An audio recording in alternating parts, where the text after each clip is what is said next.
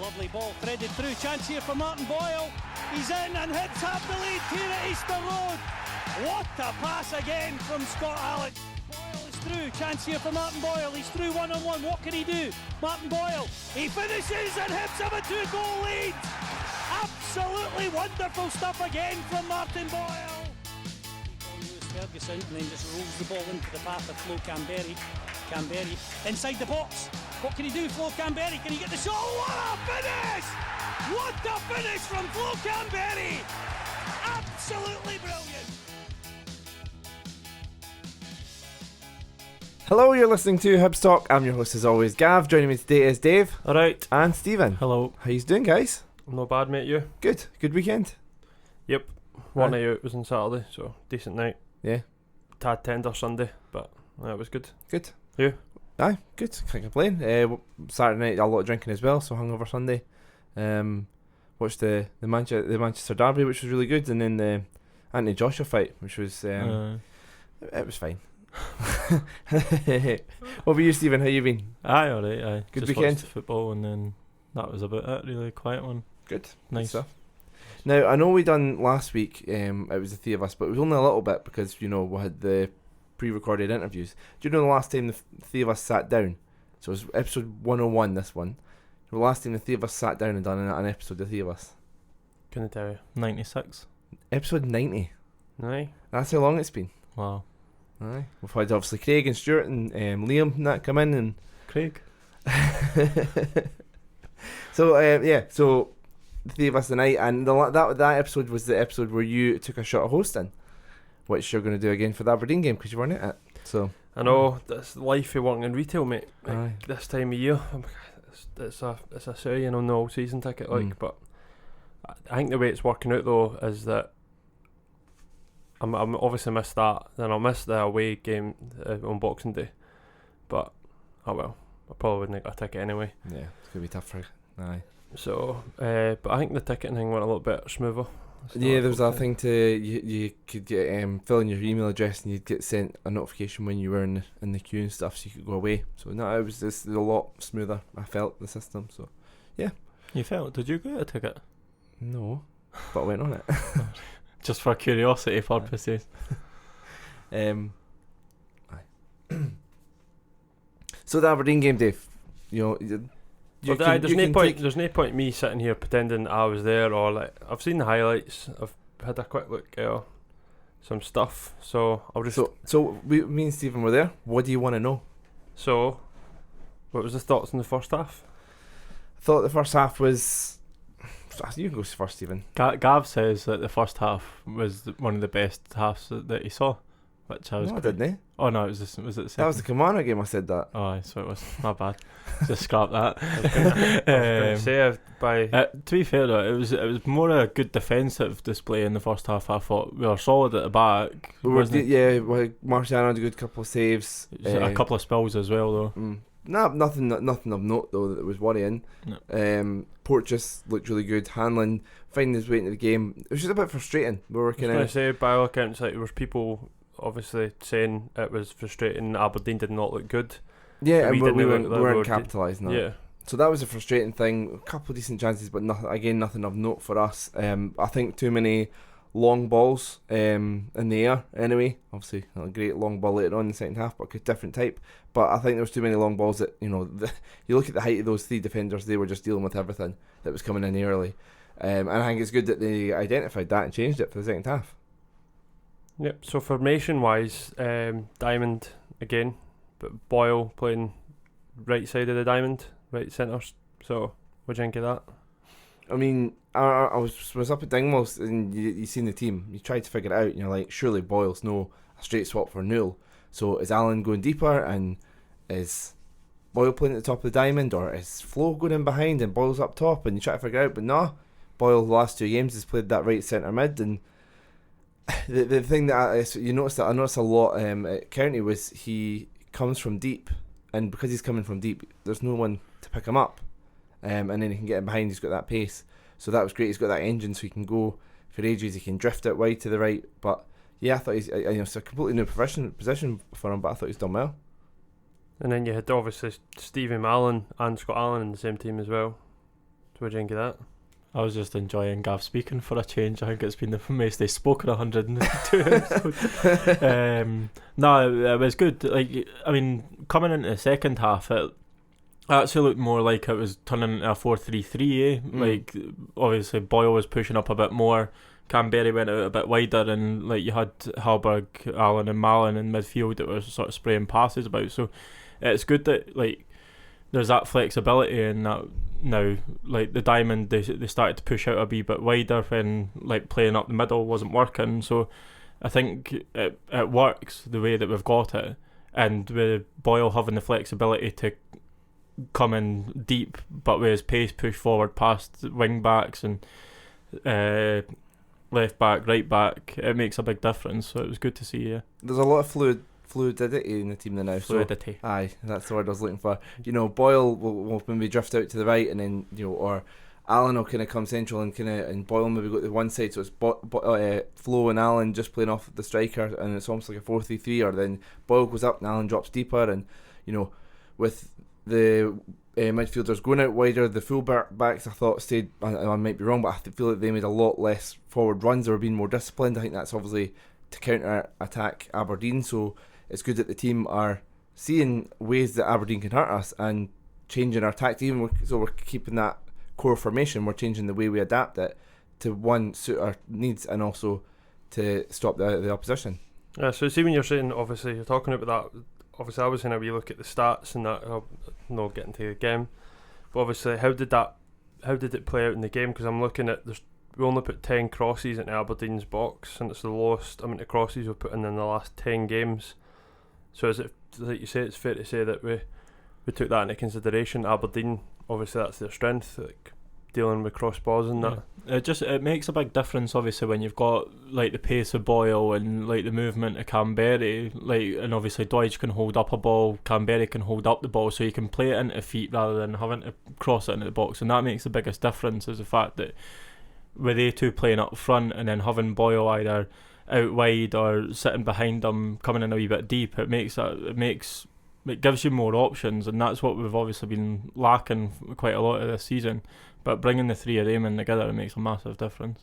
To me, I mean, I might be wrong on this, but it seemed like the majority of the crosses, I think a few Stevenson done, and Boyle drifted out and put a couple in, and the majority of them of those 10 came in the first half. And I like to think that Hibs have kind of saw that, went back in the change room and said, right, that's not working, they're dealing with them, let's try a different approach. And I love to see team, we credited Heckingbottom for it when he was doing it when he first came in. So I love to see managers and management teams, and coaches and stuff, identifying something not working and trying something different, and seeing those gaps that were there in the Aberdeen defence, and got even bigger in the second half.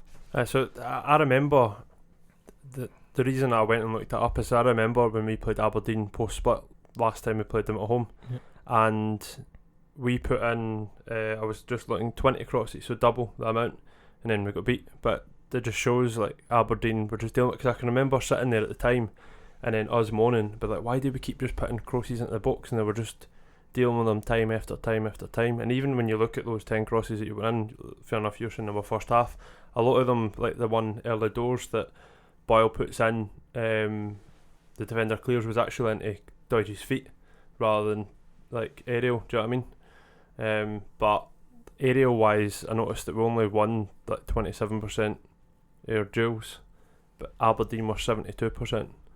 So just again, it just shows you like they're a big team. Yeah, they're going to win things in there. So where we playing? Where why we play to playing? their strengths? I was gonna say, where we playing more central and like cutting the ball about, and that's how it played out. Yeah, I'd say so. I mean, we've seen Allen and Mallon, like Stephen said, getting on the ball a lot more in the second half, and we're going a lot more central. We're trying to play balls through, and we're being a bit more patient and waiting for those gaps to open up, and they did, because horrendous defending for Aberdeen. You just look at the 3 goals, like all 3 of them came for passes across the ground. There was like Allen's pass, obviously, like that's a standout pass to Boyle, straight across the ground between 4 defenders.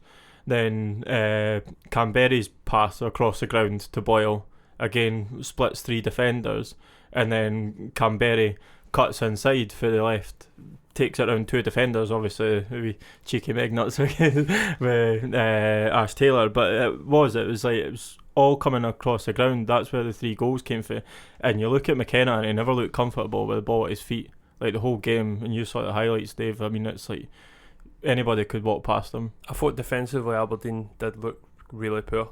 Yeah. They were quite weak. Let's need to talk about the first goal a wee bit more though, because that pass deserves an episode to itself. And then obviously, what do you think about Boyle's first touch?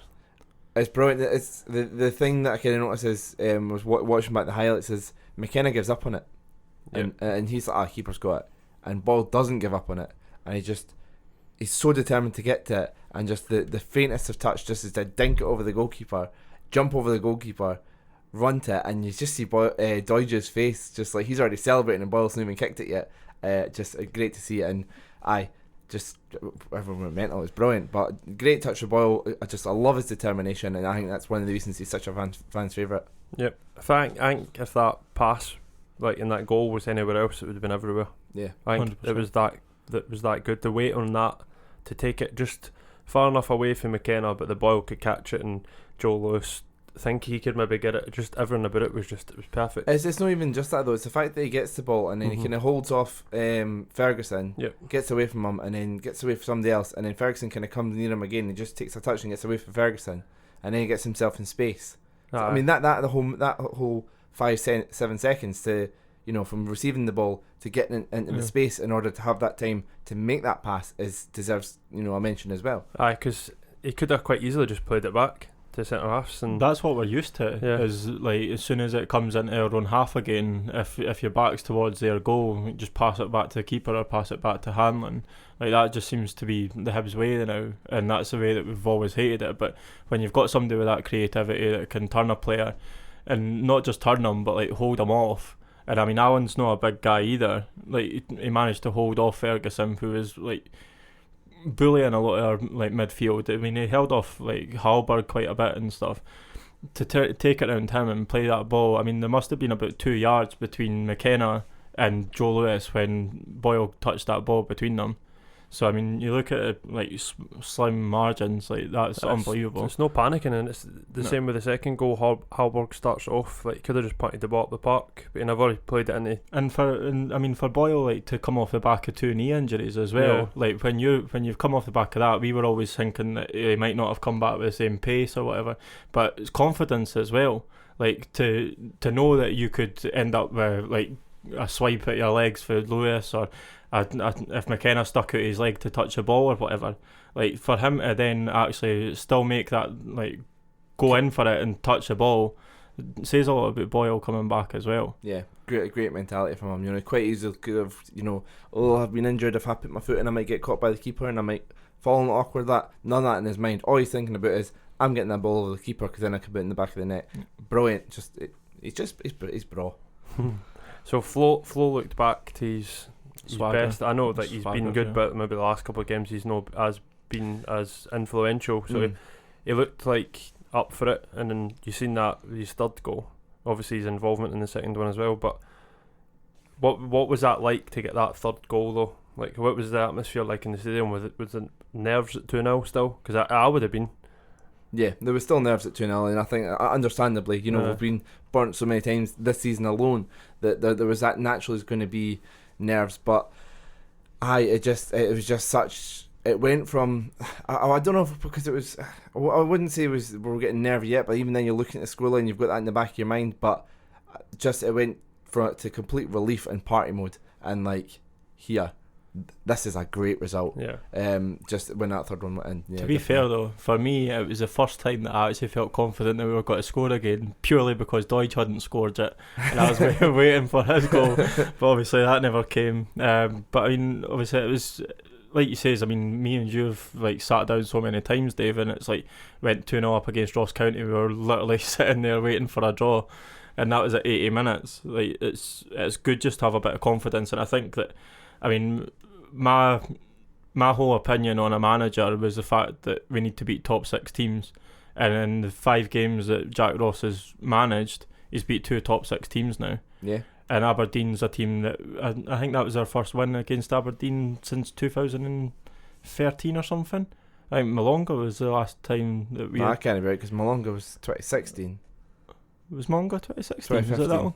2015. It doesn't matter. But sorry, that doesn't matter. But it wasn't in 2013. But I'm sure it's been a while anyway. I'm sure it's. I don't know about in the league. Maybe it was in the league 2013. Yeah, I'm sure it was because they said something about it in like BBC commentary that was the first time that we had won there, and like against Aberdeen. And have we beat them at home since we came back up?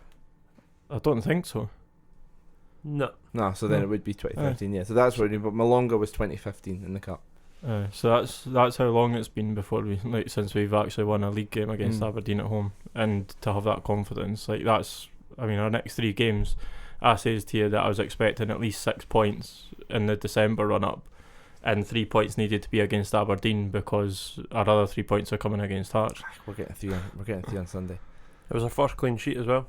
What do you think? Obviously, Marciano getting back in. Do you think that made a big difference? Just a massive relief. It was. There's been. I think it's affecting Maxwell as well. For a keeper to play 9 games without a clean sheet, it says a lot. And you can blame the defence so much, but the fact that he was only having 1 or 2 shots against him on target, and he was conceding each game. It's I think Marciano, it just brings that bit of a lift because he's got that relationship with the fans that builds it up, and it gives that wee bit more stability for Hanlon and Porteous who've played in front of him for long enough. I think Marciano's a great keeper. I think Maxwell, I'd much rather see our keeper play than one we've got on loan. We've kind of touched on that before, but Maxwell, it was the county game, he kept his place in the team. He was still conceding, 1 goal of that, but we were winning. And in the county game, there was once where he got really lucky, played a poor clear out to Naismith, and it was intercepted because it was nowhere enough distance on it, and then Ross County got an attack from that, and he done well to make the save and recover, but he put himself in that position, and then it was the second goal, the first goal I can't remember, but he came out and should have just punched it and completely misjudged it, and it was a tap into the back of the net. So I think it was at the point where we did need to bring back Marciano, and it's great that we did because he's such a good goalkeeper, and he's still got 18 months on his deal, so let's play him for those 18 months. Yeah, I think the same thing. He had a good double save in the match at 0-0. Mm-hmm. Do you know what I mean? That makes a big difference. Disney made that a different game. When he turned it around the post with Wilson at the very start, maybe 10 minutes in or something. But there was a couple of times where he let the ball slip in that. But again, it could just be I wouldn't say rustiness because obviously he was still playing 90 minutes for Israel while he wasn't playing for us. Development games and as well. Development games. But I think it is. It's a confidence boost, and I don't think that game will have really showed why he deserves to be starting again. I think it's got to be the next 3 games against Rangers, Celtic and Hearts, where he's got to get a lot more shots on him, and then you start to see the saves coming, and that's where the confidence builds. I think I heard somebody behind me talking about how Marciano, Lewis, McGregor and Foster right behind us. Are probably the 4 best goalkeepers in the league, and he put Marciano top of that list. I don't know if I'd agree with that, but he's definitely in that conversation for the best goalkeepers in the league, and it seemed crazy that he was, and he wasn't. But I guess I don't know what the reasons. I'm guessing if you look at it, he didn't have a great start to the season. There's no getting around that. Yes, you can blame the defence or the lack of protection for the defence and stuff, but at the end of the day, he had conceded 13 goals in 5 games, so there was a cause for concern, and his distribution's always been poor, and the way Heckingbottom wanted to play, you want to play out for the back, and if you've got a goalkeeper that can't distribute the ball well, then you're going to put yourself into trouble. So I can understand why the change was made, but I'm glad Rocky's back now. So am I. Relief. That's it. You can take the leads back. Right. In fact, man of the match, Boyle. Was it Boyle? It was Boyle. We put out a tweet yesterday with the 4 contenders and asking for people's opinions. It was Boyle, Marciano, Kamberi and Ryan Porteous, and I thought it was just going to be Boyle in the comments, but a lot of people actually, a few people agreed with me. I think Ryan Porteous was man of the match. I think it was the best game he's had this season. Aye. He was tremendous. Him and Hanlon, really good understanding now because they're playing together every week and stuff, and his distribution's not been great when he's been coming out with the ball. A couple of times he's been a bit sloppy with passes, but a lot better against Aberdeen, and he just looked so confident and so it's just such a stature for such a guy, so young. So yeah, Porteous for me.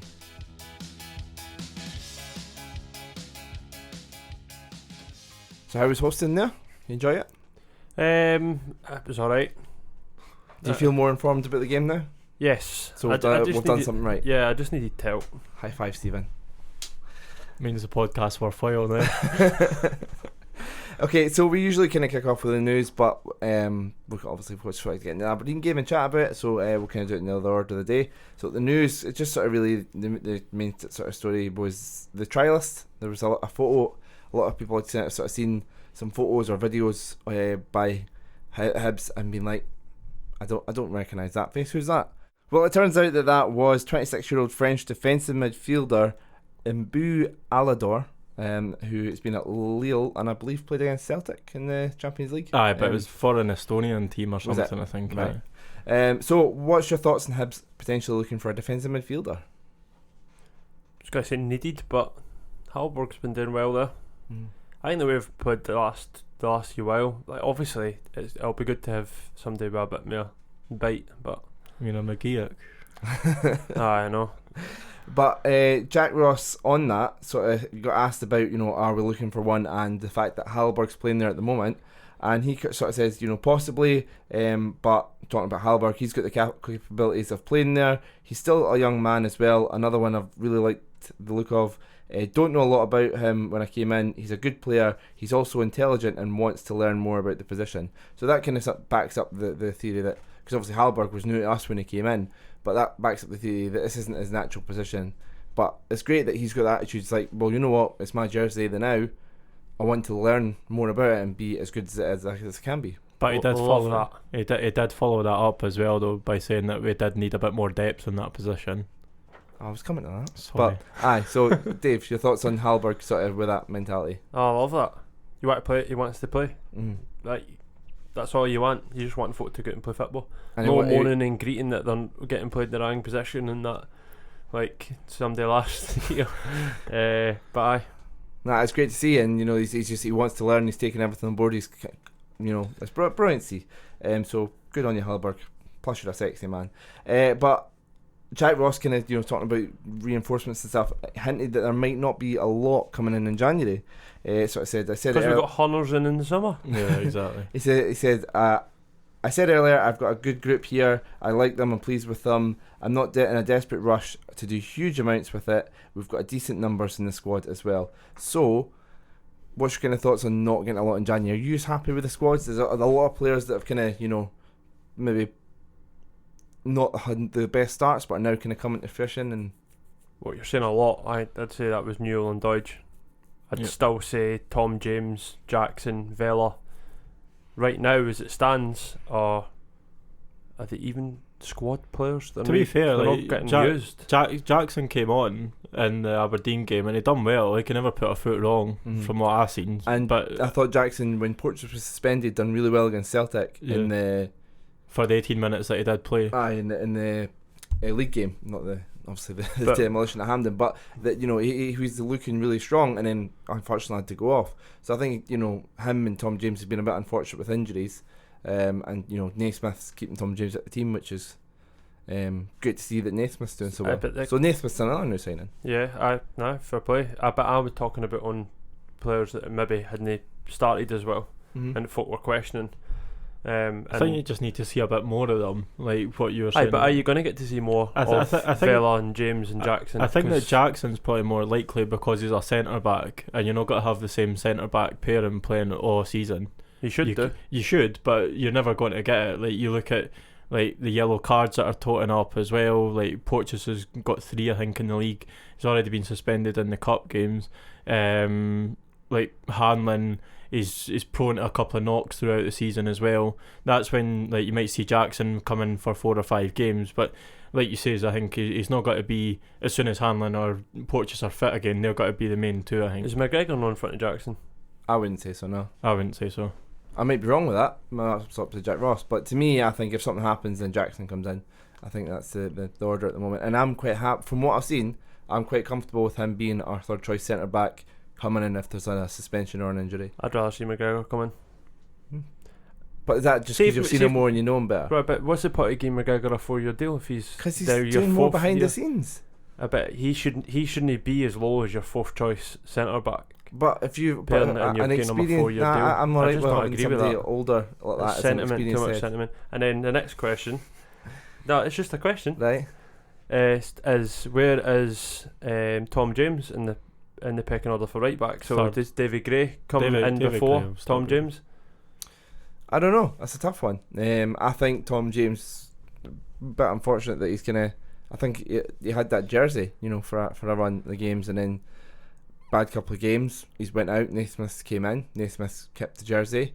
Stevenson's not been given a reason to be dropped because we know he can play there. So, but I think he will be doing everything in training to kind of put Naismith and Stevenson under pressure. So if they do make a mistake or they do get injured or they do get suspended, he's going to come in and take their jersey. And that's what you want in a team. You want talented players ready to come in and be when they do come in, hungry to not lose the jersey. So I think we're in a great position. And I know Tom James, still a bit of an unknown because we've seen so little of him. Same with Jackson, Bale as well. But I think it's good to have these players hungry, ready to come back in and fight for the jersey. Yep, that's not what I was debating though. I was debating whether we'd signed too much in the summer, but that we're basically not going to get a chance now. Like, I'm not what to call them deadwood because at the end of the day, like you're saying, Newell and Doige just turned it round quite quickly. Mm-hmm. But I think they're all good players that are good to have in the squad, and I wouldn't be surprised if they did get in the team that you'd find them keeping their place in the team. So I think Vela's the one with the question mark over it, but I think looking at the rest of the signings, I think it's all been good business. Time will tell. Yeah. I've heard they says. I mean, I think that Gray is going to be sort of sitting there right behind Naismith now when he comes back, just purely because it's more sentimental thing. It's the same with what Dave was saying about McGregor. I think that's purely a sentimental thing now. They got signed as coaches on their 4-year deals. That's my opinion on it. Jackson, what is he, 25 or something? So sitting there between Porteous and Hanlon, I think that it'd be only right for him to come in as third choice centre back. And Gray, I would definitely keep playing him because he's one of these strikers, one of these wing backs that can move forward as well. And the thing is, obviously, with the way Naismith's playing, and we've seen it so many times with Hibs, he's literally just pricing himself out a permanent deal with Hibs now. We don't know the details. There might be an agreed fee. We don't know. I don't know the details. I'm not going to pretend to know them. So we'll have to wait and see what happens with Naismith. But I do hope we make that one permanent. He's happier in Scotland. He's not going to go anywhere else. So in Scotland, I don't think if he comes back up. So no, I think, yeah, good. I think it's been a good bit of business, and we'll wait to see what happens to him. But it's good just to have a Scottish signing again. I know, but I'm glad we're in a position where we're talking about the signings. And what they could do when they come in, rather than and they're getting kept out of the team, rather than, oh my god, we need to drop this person, but we've got no one to come in for them. So last week on the 100th episode, Dave finally won a quiz. Stephen, I'm sure you're... It's only taken him 100 episodes. We've done 4 or something. I'm sure you're desperate for a chance to get redemption. I'll walk it, it's fine. We'll fire through some questions and feel free to play at home and stuff. So... which team did Hibs beat in the quarter-final of the 2015-16 Scottish Cup? Stephen. Dave. Kilmarnock. Nope. Inverness. Correct. 1-0 Dave. So it was. I was there. I was literally there. Second question. If Hibs supporters driving to an away game put in the postcode into their sat-navs, EH54 7... Stephen. Livingston. Correct. I was going to say, it sounds like postcode from our work. Okay, so if Hibs were drawn in the Scottish Cup away to the Terriers, which ground would they be playing at? Terriers. Oh, sorry, the Terrors. Oh, that's Stephen. Dundee United. Dyslexia. Tannadice. Yeah, Tannadice. What? They know the Arabs. No, there's Terrors as well, I've apparently. got a few names apparently. Oh, I'm not accepting that. So yeah, Dundee United's Tannadice Park Terrors. Never heard that before. Okay. 2-1 Stephen. Okay, which player scored for Hibs from his own half against Alloa in 1997/1998 season? Dave. Oh my, Chick Chanley. Correct. Yes. 2-2. That does. Okay, next question.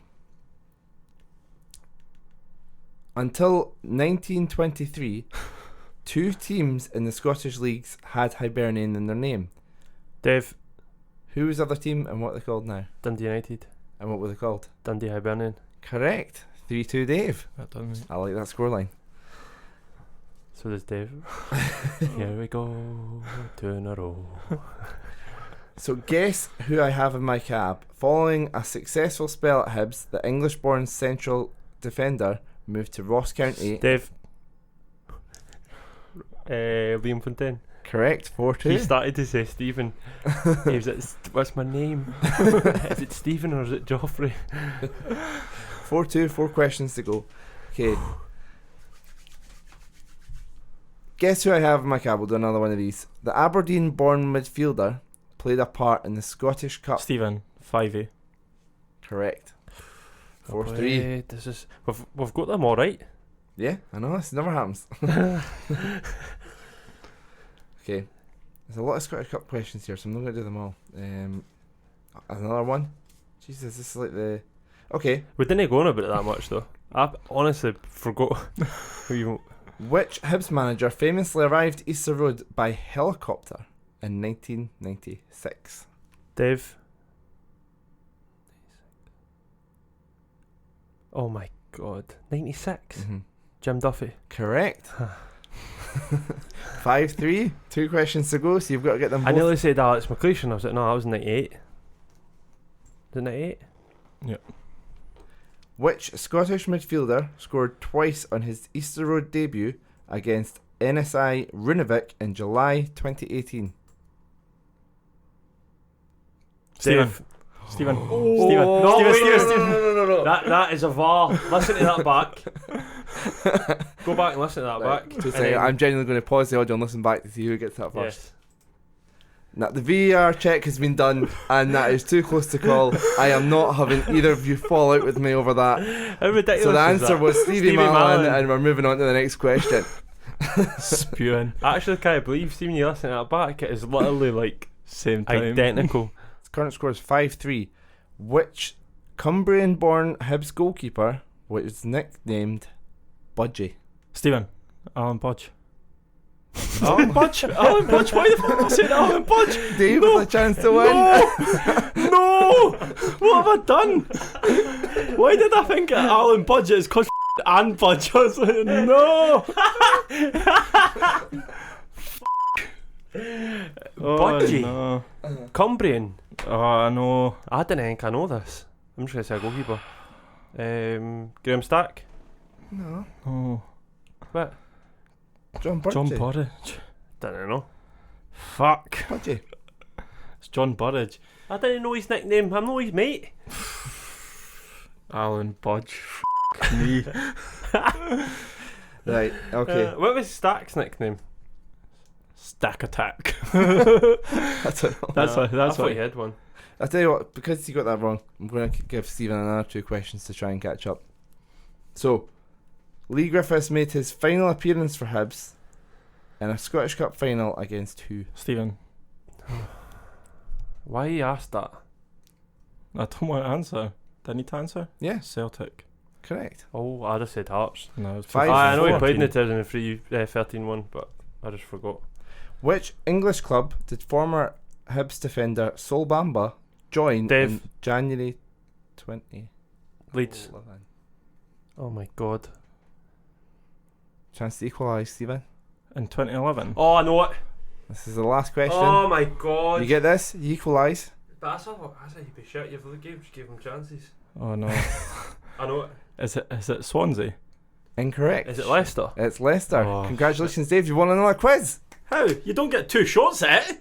I was already. You won it 5-4. Right, okay, you won it 5-4. I'll let you off then. It was Leicester because I remember. He touch, isn't he? Was it? I think it was Sven that signed. Was it Sven? It was the manager Yeah. at the time. I couldn't remember who he went to Cardiff from. I thought it was Swansea, but then I was like too close together. Plus, you said an English team. Is this you doing your Christian Deutsch now? You've got one, and now you're I'm on a roll, mate. That's it. For the buses. We play Celtic on Sunday. Did you watch the final yesterday? Yeah. Yep. What did you think? I thought Celtic were absolutely humpty. Mm-hmm. Like really bad. Rangers by far the better team. Yeah. Yeah. But. Haha. So Celtic are coming off a cup win and a last minute winner against Hamilton. I mean, I think did Hamilton equalise in like 90th minute and then Scott Brown scored in Something 90 like plus that. 2 or something. So, you know, and we said, you know, not a great performance in the cup final. So are Celtic not convincing at the moment, and we can take hope from that we could get a result and have a chance, or have they got that winning bug and they're grinding out results even though they're playing rubbish? Well, they're serial winners, aren't they? They win everything. But and it might be the case on Sunday, right? But I think it'll be a wee bit different for other game, like the cup semi-final, for example, where I think we went into that way, no belief, I had zero confidence. Whereas this one, we're playing a bit better. They're not playing as good, and I don't think we'll see what we've seen. I think we can give maybe a go, and I've just got a feeling like we might get something. I'd agree. I'm thinking maybe 2-1 Hibs. Wow. I was Getting thinking in maybe like a prediction draw, early. but they like I say they might. But I just think it'll be a better performance. I just hope it is, and if we lose and if they just day with the day and just eke a win out of somehow, but we perform a bit better, then you don't accept that you want to win, but you can Take encouragement from that. Let's Let's see than improvement from the last time we played Celtic. It went hand in.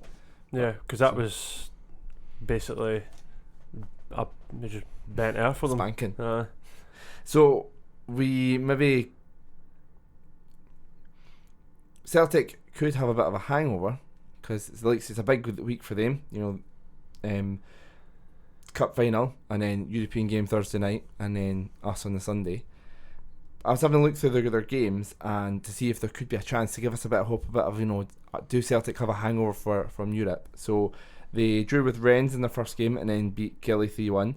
They beat Cluj at Parkhead and then got beat 2-0 at Livingston, so, you know, a bit of a hangover there. They then beat Lazio, then beat Aberdeen 4-0, beat Lazio again, then beat Motherwell 2-0, and then beat Rennes and then beat County 4-1. So no hangover effect apart from the Livingston game. I was hoping to like look at it and see, you know, a couple of draws in there. And I knew about the defeat to Livingston. I was like, you know, maybe there is a bit, and no, 4-0, 2-0, and 4-1 doesn't exactly. But you look at it though, in the games that they did actually, like they won against Lazio and that, they were playing more on a counter rather than like when they played Cluj, they were more attacking. So I think obviously, who have they got this time? Well, they've got Cluj again away in Romania, but they're through. Yeah. Do they play? So it just really depends on how they go. I don't think they'll play the same team on Thursday as they will on Sunday. I think that obviously now their focus, because they're already qualified, is the league, and I think that obviously just to widen that gap with Rangers, because obviously Rangers will be up for it now. Do you see Celtic playing loads of youngsters on Thursday night? I think they'll probably want to keep a wee rhythm going, if I'm being honest, and at the end of the day, another like away game in Europe, like if they can do well in that'll add confidence. Just keep the run going. That's what I would try and do if I was Neil Lennon. I don't think I would want to have a kind of, I know they won the cup, but a poor performance, and then a European defeat, and then I don't know what that would do, considering they're going to go back to Parkhead and they only just scraped Hamilton. Don't know what that would do for confidence. So getting back to Hibs, we have been playing this diamond formation. It's been working, 2 up top. Do we play 2 up top at Parkhead, or do we change it? I would personally play 2 up top, because the best way to go at a team like Celtic is attack, and the Rangers showed that. See if you let Celtic play in your half, you're gubbed, because they were basically stopping the supply to the forward like folk last night, yesterday, Rangers, and that's what we need to try and do. But Celtic, for example, against Rangers didn't have an out ball. Like, so I don't want Hibs to play like that, with the ball's going out and it's no sticking and then it's just coming back, because they're too good to defend against for 90 minutes. The ball needs to go up and stick. So that's what I want to see, and we've got enough pace in the team to be able to counter. But I would like to see two of them up there. Plus, you've got the three, like the front three, Boyle, Doidge, and Canberra. They've all got like confidence now. They've all scored in the last 2 games. Yep. Like, why not use it? And like Dave says, I mean, you can't sit back against Celtic. We saw it. Like, we're not going to get that many chances and that much space where we can play a ball like Alan did against Aberdeen. That's not going to happen against Celtic, because they'll sit back and they'll be quite happy to hit on the counter, because they've got fast players too, and they've got wing backs that'll push right up. So the best thing to do is like just counter it with pace, and I think we've got that in Canberra and Boyle. So you're going for 2-1 Hibs, Stephen? So, yeah. What about you, Dave? What are you going for? I'm going to go 1 each. Yeah, me too. One each. I agree with that. I don't know why, but I'm going 1 each. Yeah, I think we could really. I think one of the key things obviously will be putting in a really good performance to be proud of, and I think there's a chance we could snatch a result. I'm quite taking points off Celtic already this season, and I think we're in a better place to do it again. Room 1902 now, giving you guys I like to think this is an opportunity for you guys to rant and get your negativity out, so that you are more positive about Hibs. Okay. It's worked. I think it's working out really well. So, Yeah, I would agree. Yep. Room 1902, basically the Cup Hoodoo went to die there, and then we just ripped off Room 101 or Football 101, and we take things we don't like about either football or Scottish football or Hibs and related, and we put them in Room 1902. So far we've had things like seagulls, players wearing gloves with short sleeves, sports scene is another one. So what is your guys' rants this week? What are you going for? Who's going first? You can go first. Right, I'm going to go for TV subscriptions, right? And it's all came to wake this week, right? Because of Amazon Prime. Mm-hmm. Now, there's a particular reason why that annoys me, right? So, I've got Sky, and I've got BT, and I've got Premier, right? But I also got, so my papa's got Sky, but also I've got him Premier Sports, and I managed to get him BT as well, right? So he doesn't miss any football when he's in the house and that, right? Then, during the week there, all the games, all the English Premiership games are on Amazon Prime, right? So my papa pays for Sky, BT, so how much is that a month, and Premier and all that. And you can't tune in to watch the football during the week because it's on another thing, a fourth platform. And I know it's only for a few games and that, but I think it's completely unacceptable. You see the effort that Amazon have put in. This is not short term. I know it might come out, but I just think that's just modern football for you. It's just the greed that for everywhere, the TV companies and that, I think is an absolute joke. And when you consider how much you pay for it if you go to games as well, then how much football is costing you, how is that a hobby? Yeah, it's ridiculous. It is ridiculous. And for example, my papa doesn't he like a smart TV or that, so how can I get him Amazon Prime and that? I just was like, it just wound me up I was just like, it's just no good enough. I just think it's a joke. I mean, the cheapest you can get BT for is maybe about £13 or something, I think. Maybe more, £20 maybe.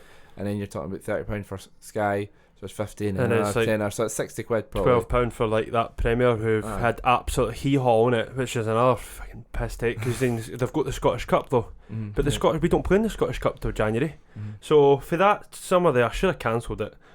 He's paid to watch nothing. He's telling me that it's race car racing and that all the time, like who cares about that? But then the Scottish Cup should never have been sold to them if they were never going to show any other Scottish football. If they're showing absolutely nothing. It's just the Scottish Cup.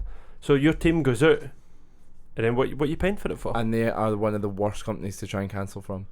There's no cancel subscription on the website. You've got to phone them up. You've got to go on hold. They're really a frustrating service to quit, because both times in Europe, Hibs have signed up for the away games, and then it's been a nightmare cancelling it.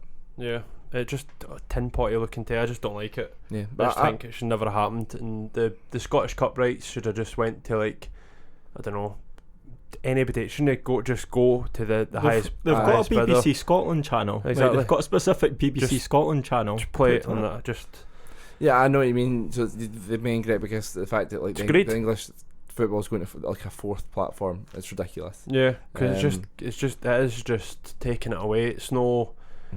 It used to be football. That saying that the working man's game is a scud. Like it's Mhm. getting taken away for the public now. Yeah. And I have to say, Amazon, they've done a good job. The presentation was good. I was impressed. It's Did I a doubt that? lot better than Sky Sports put us out. I'm not a big Sky Sports fan. I hate Sky Sports. So I was impressed with that, and a lot of people saying, I think it was somebody on Talksport saying, oh, why don't the Premier League just put all the rights to themselves and put out their own app and charge $5.99 a month? And it's like, yeah, but that's a lot less money than they would get. Mhm. I agree, there's probably pros and cons to it and stuff, and I'd love to maybe see something like that because then it's in that one place. But yeah, so no, that's a good one this week, Dave. Stephen, what are you competing with that again? Attendance watch. Attendance. It's just. And this was coming eventually. I knew it was coming eventually. It's ridiculous though. Like, I mean, we have the same argument, and everybody around us has the same argument where it's getting announced that there's 16, 17,000 at a game, and there's literally like 12, 13 max. You see the patches in the famous five. You see half an empty south stand, and even the seats around us. Like there's maybe 12, 15 seats right around us that are like just in our section. Maybe 4 rows. There's 15 seats that are never taken. So yeah, I think it has been coming, but So this is a standard thing that's done across the board. It's not just Hibs. It's Yeah, I everyone know, does this. but Yeah, we're not saying that it's anybody at Hibs' fault if that's what everybody does, but I just think the official match attendance should be the people that's attended the game. Why do you care? I don't care that much. This is Stephen's argument. yeah. So why do you care? But Why does it bother you? in his defence, like official match attendance is 16,000, and then you're like, right, well the three mains, the home stands are not full, and then you've got a stand behind the goals, like are not full. So obviously it's going tickets sold. Arsenal, they get ripped for it all the time on Twitter. They're probably one of the worst for it. Attendance 60,000, but there's the place is like a morgue, and then it's like, I just don't understand why they can't just do it. So for those that don't know, this is where season tickets get counted even if the season ticket holders don't turn up to the game. Yeah. So they do it on tickets bought So they're rather not in rather attendance. than people. So, I mean, would that not be quite a difficult thing to do? I don't To see to why. to announce the attendance at If they're counting ticket stubs, it's all done on like you scan the barcode. Surely computers add it up. maybe. That's But- like asking me at my work, how do you know how much money you're on? I didn't tell you a rough figure. Yeah. Do you know what I mean? I can go and tell you because the computer adds it up. We've not got somebody. I would have struggled to do that if there was somebody just been like, wait, no, 2 settings, 10, 20, 30, 40. That's not happening. Should just be. I think it should be quite easy to do. And I don't think it's that big a deal. And I don't think. That's the thing as well, though. I mean, it's the fact that like when you scan your season ticket, you scan it. You're not allowed to scan it to get back in a second time. Like after you scan it once, it doesn't let you like pass it over the barriers and let somebody else scan in with it. That'll register on their system. So obviously it does count it up. Every single ticket that's bought outside the stadium or at the ticket office, you put it in, and it's the exact same. You scan the barcode, it's registered. It's just like fucking bouncers sitting outside a club and that with the wee clicker things. Like if somebody can do that to register how many folk are in a bloody club, then they can do it in a stadium. You're talking about 80 people in a club compared to No, but you know though, it's 18,000 the in a same. stadium. It's all computerized in a football stadium. I know. Though. So I see what you're talking about, but You're giving us the platform, right? You're telling us Mhm. to think of something that annoys you about football. So There's I don't two think things. this would have got brought up in particular any other week. We kind of laugh about it at the weekend, like, and then everybody else laughs kind of round about us. I can So see. I don't think he's particularly moaning about that. I just think if you ask us to think of something that annoys us about football, and after about 15 weeks of doing this, we come up with something, then he moan at us. Oh. I'm There you not go. moaning. You're getting in room 1902. I'm just saying I don't think it's that big That's a deal. fine. That's fine. Like it doesn't. So vote for me. Right, vote Yeah, for Dave. you're winning this week, Dave. Because like it's like it doesn't affect the match outcome. It doesn't affect the match day experience. It's Right, that's fine. there's plenty of things I could moan about if I was doing this about the match day experience, which I think in general just needs to be improved. But yeah, and so I think someone like your papa who really can't make it to many games anymore, relies on the coverage, and to then have it spread over four platforms, and the money that's costing is ridiculous. So yeah, 100%. Right, cool. Dave wins this week. You just game it. Aye. Oh, thank That's you. fine. I mean, I'll put it out to a Twitter poll for which No, Steve. I never do it. I need Good somebody- debate. I always forget, so somebody needs to take ownership of this, because I always say I'm going to do it and never do it. So I don't know. Well, I'll try and remember to do it this week. But yeah, my vote this week, because I'm in charge. Yours is in. Right, that's fine. But we'll put a Twitter poll and see if folk agree. Right.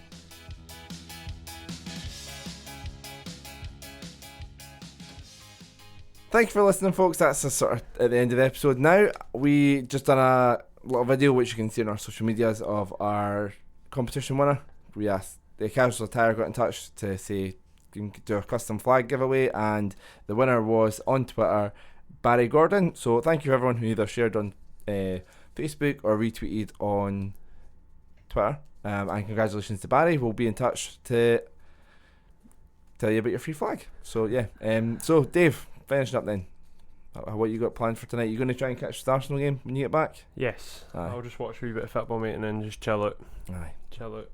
I'm thinking I'm going to try and edit this downstairs and watch the Arsenal game whilst I'm editing it and get this out, because it's kind of interesting what's going on with Arsenal now.